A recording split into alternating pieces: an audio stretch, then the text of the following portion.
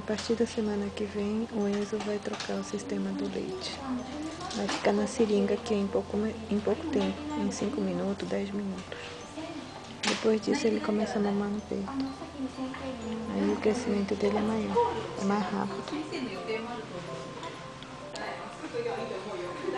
Esse é o leite do Enzo, saindo da seringa. Indo até o estômago dele. Como é que tá o Enzo? Ele tá tranquilo hoje. Dormindo? Tá dormindo.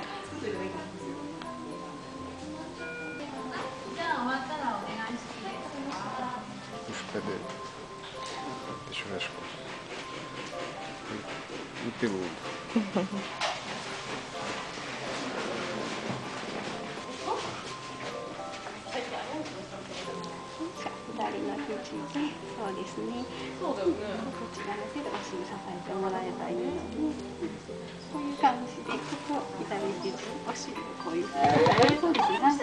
E aí, qual a sensação de pegar ele primeira vez no colo? Nervoso.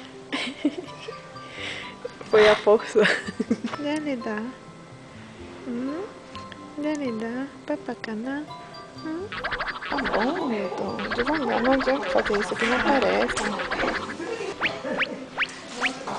Milton, mais devagar. Acho que ele não gosta não.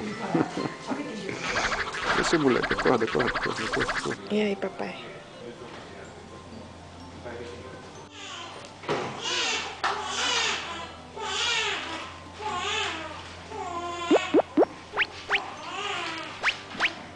Nariz de porco.